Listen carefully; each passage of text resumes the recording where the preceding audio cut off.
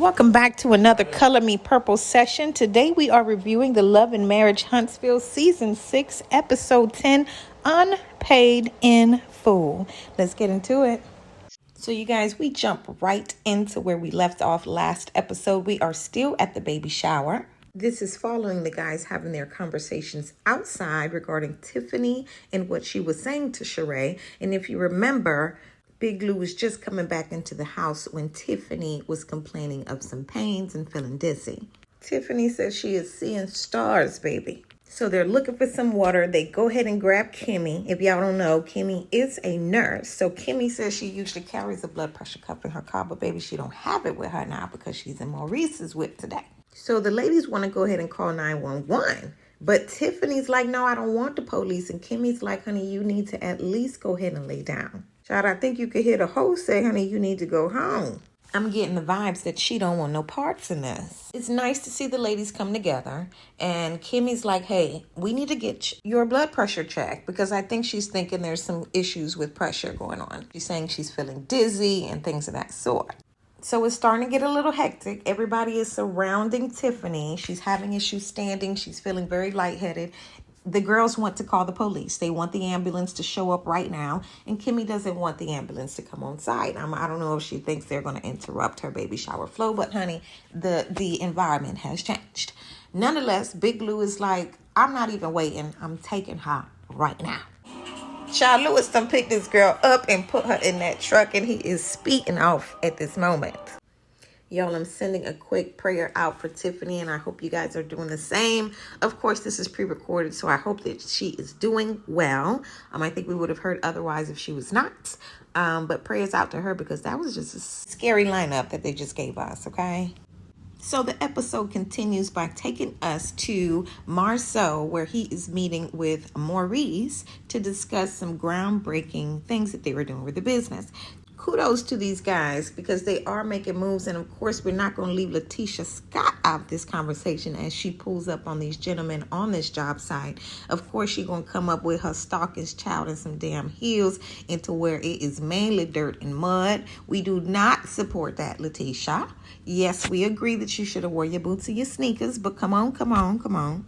So a couple episodes ago, you guys remember that Tisha was complaining about getting kicked out of her office space by her husband, who hired a project manager who they feature on the session here, Mr. Gino, who she admits to being, starting off on the wrong foot with him because she was a little spicy about him taking her office space. I love that Tisha says that she sees that Gino brings the best out of her husband as a business partner, as he's the project manager and can focus on the relative projects that they already have going. And it gives Maurice the opportunity to focus on business development and sort of bringing in those revenue generating relationships. Kudos to Tisha and her man child. But yes, women, support your men. And if there is something that you see elevates your partner, support that and allow it to bring the best out in them. Because it not only benefits them, boo, it benefits you too. Anyway, Tisha, Marceau, and Maurice jump into a quick picture with their team to celebrate the groundbreaking relationship that they're formulating here. Tisha's working on her Blaq Expo. Marceau has 3 or 4 projects going that is expanding their business front. So kudos to these Black entrepreneurs who are making moves in their business. Y'all, I'm not even going to lie. They have this cute moment between Tisha and Maurice. And you can see that the relationship has definitely developed over the last few seasons. Maurice has definitely taken this position of, I'm here to support my wife. Now, y'all, I don't know if it's because now Tisha majority owner, he don't got a choice but to walk that line. But from what he's giving us, he is a supportive husband. And y'all know we love the supportive husbands. Beyond Tisha and Marceau, it's nice to see that Marceau included Maurice. Maurice is an attorney. I'm not sure if he's representing them in this relationship or in their business deals. Y'all, likely he is. Why the hell you going to deal with another attorney when your brother is already doing business? But I don't see Martell anywhere. So if you were wondering, he does bring Martell up and talk about his involvement in Scope. So we wondering, hey, where's Martell? Because a couple episodes ago, y'all was trying to get this thing jumping again. So what's good? Marceau brings up the comeback group that y'all hear them refer to so many times. But I guess this is because initially when Huntsville started out, y'all know that they were a collective in their business ventures. And eventually they all split into their individual avenues. Martell, the Holtz broke away from the Scotts, and of course we had Scope, and then the Holtz started their own thing, or relatively so. I think they individually had their own businesses and they collaborated together on projects. So you'll hear them refer to the comeback group, and that's the group child that they put in these episodes that's going to try to link up and have a conversation about this Blaq Business Expo, where they feeling like, Tisha baby, you hogging our ideal, but they ain't running to that yet. Let's give them some time. Marceau shares that he wishes that the group can come back together and work on projects like they did back in the day. Maurice thinks that it has a lot to do with ego. And y'all let me know how y'all feel in the comments. Of course, we're 6 seasons in, and as we know from all the reality seasons and episodes that we've watched, honey, by the time you hit season 4, 5, 6, the whole team has changed. We got some new weaves, we got some new businesses. You know the change is flowing in. So I agree with Maurice in saying that once the funds started flowing in, pride and ego got in the way. And of course, humility kind of got slighted. You ain't too much worried about contributing to a project when you ain't getting the big bucks to do so anymore. It's pretty much what he's saying. So you guys remember that when they first got together to talk about this Blaq Expo, everybody was asking and saying, are we going to get paid? Is there a check in this for us? And Letitia and Maurice are saying, no, we're giving back to the community. So this is free. We're going to give y'all little tables and y'all do y'all little pop-up shops, but we want y'all to do this for free. Okay, so right now Letitia and Marceau are trying to explain to Maurice that they want to do something that gives back to the community. So they don't understand why they're not getting support for this project. Letitia shares that they're about to meet about this, y'all. So let's stay tuned. Anyways, the episode jumps to Melody Cherie, y'all, and she's meeting with her attorney, Caleb, regarding her divorce and the custody issues that, of course, come with that. Melody shares with Caleb that the first thing she wants to go ahead and discuss is her name change.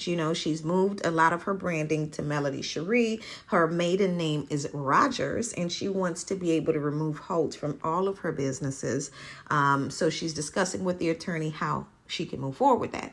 So Caleb lets Melody know no one can get in the way of you changing your name. The issue is that there is a legal mandate that if you're part of any type of case or legal dispute anywhere in the world, you're not allowed to change your name at the moment. Child, boo, Melody about had a heart attack. But as would I guess. Because she is starting so many business ventures and involved in so much, she doesn't want to continue to represent the Holt last name because that represents a dead relationship for her. She want to be able to move on. So no shade for that. Melody shares, y'all, that in this case with Martell, they are requesting phone records and her passwords to her social media. Y'all let me know in the comments, y'all who have divorced and have gone through these processes. Y'all had to give up everything? Oh my goodness. Thank goodness Caleb is like never in any of his cases has a judge asked that this information be provided. So I'm just thinking, honey, that Martell is on some petty boobs. And Martell, why? For some reason, I got a feeling that you could have told your attorney, let's not go that deep. They're even asking her to provide information regarding any relationships that she's had recently. Martell, stop that shit, okay? Apparently, Melody discusses with Caleb that she's had to send a letter. Y'all know that's some legal shit that had to go down. She had to send a letter to Martell letting him know that he was not allowed to pop up to her home and to make excessive phone calls. I don't know. It sounds like a restraining order, but maybe it's a lightweight ass restraining order. Y'all, if y'all know something about what she has, let me know. But that sounds like y'all was going through some shit. That's why she didn't want him to show up to that party, y'all. Nonetheless, the way that Caleb is grinning, child, it looks like Melody is in good hands. She's in good hands. Caleb gonna take care of her. Child, so the episode jumps to Martell Holt, who is meeting with power couple Miguel and Chauncey Wilson. Apparently, they are well-renowned designers based in Atlanta, and he's meeting with them to discuss a suit line. I'm pretty impressed with Mr. Wilson, baby. They show a few clips of his wedding with him coming in on a horse in a white suit, baby, and the suit is hitting. So kudos to you, Mr. Wilson, and your wife, Chauncey, because it looks like you guys are doing a big thing. The Wilsons specialize in Black men's wear, and because of his wedding debut, he has become popular for weddings and doing the custom-made outfits for the men's to have something of their own, as the women do. So they close the conversation by the Wilsons letting Martell know that they would love to have his suit line in their stores. Y'all, for the conversation to start with what kind of suits you want to design to, yes, before we even design anything, we already got a space for you. Major kudos to all parties involved. Child Martell said he is a single dad of 5. At first, I was side-eyeing that. Like, what the fuck you trying to say? But I guess he is single dad of 5. But do those kids stay with you? I hear that they sharing custody, y'all. I don't know. What that sound like? Well, let me calm down. I guess there really is no other way for him to classify that. You can't just say I'm a dad of 5 and I share custody with my baby mama. I guess you have to say I'm a single dad of 5. But child, is you single? Just the other episode you was dating Sheree. But y'all, let me know how y'all feel about that in the comments. I guess since they are pretty fresh in their relationship, it's not like you're going to claim that woman or that partner when you're talking about your kids. So in regards to his children, I guess he is a single dad of 5, y'all. Anyway, so the Wilsons are actually going to be featuring Martell if he's able to bring that $100,000 on time at their next Black men's wear party that's going to be on the bay on some water. It sounds like it's going to be a beautiful event that's already sold out. So, of course, Martell is all in his feels about that.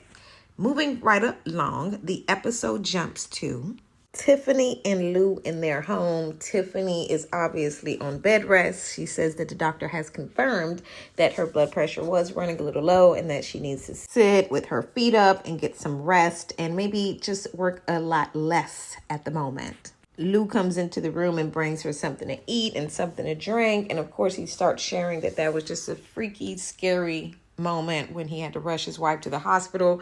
And of course, Tiffany's letting him know that she's working on her last, what she keeps calling her last business trip, where she's going to be speaking on clinical informatics. Y'all did not know that Tiffany was in clinical informatics, but that's cool. That's cool.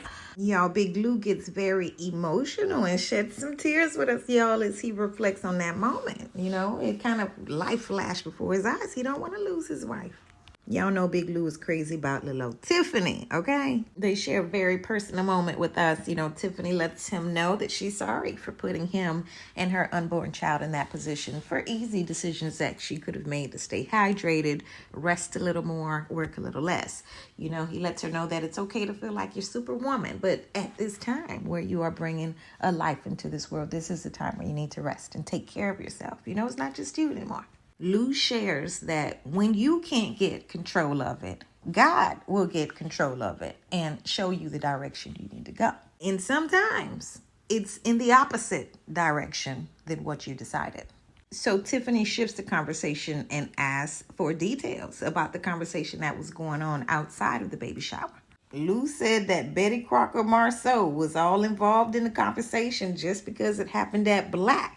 But y'all know that they have just a long-standing beef. He don't want him to be involved in none of his business. Y'all, Big Lou talking about Mr. Betty Crocker, always stirring shit up. Mr. Betty Crocker, always in the middle. Anyway, he claims that Marceau just literally just always wants to be relevant. Like he just got to be all up in the business when it has nothing to do with him. Child, Big Lou said, I don't give a fuck if it was at your spot or not. His words, not mine. Child, Tiffany responds and says she needs to work on her timing when she brings things up and how she brings it up. Y'all, Big Lou, about damn time, talking about real talk, babe. It did real people the wrong way because they don't know you. They don't know you, Tiff. Oh, Tiffany said she was trying to get to know Sheree. And y'all already know this shit get me hot and heated when she tried to reason for what she was saying and what she did in that conversation. There's literally no excuse for some of those questions, some of those words that you said to a woman that you don't even know, boo. There's no excuse. Child, she says she's standing 10 toes down on the fact that she wanted to offer some expertise in what a blended family is supposed to look like. When she starts to tell Lou, I really want to know how Mel feels about Sheree being around her kids, Big Lou is like, babe, Why does it matter? Big Lou, speak for the rest of us and ask her again. Why the fuck does it matter why it's your business? Tiffany shares that she is extending herself. Tiffany, stop the extension. Y'all, I love the way that Lou is grilling her. He's like, how many times has Mel called and asked you for advice? How many times? And she's like, okay. I'm assuming the answer is none. And he tells her this is not your business. Y'all, Big Lou said, don't put me in no shit. Don't put me in no shit. And y'all, Tiffany was just completely confused. She could not understand how her conflict has involved Lou, but Lou's like, I have to respond to it, especially when these guys get involved. At the end of the conversation, it seems like they both agree that, especially during this pregnancy, why things have especially become complicated, you don't even have time for this type of stress, okay?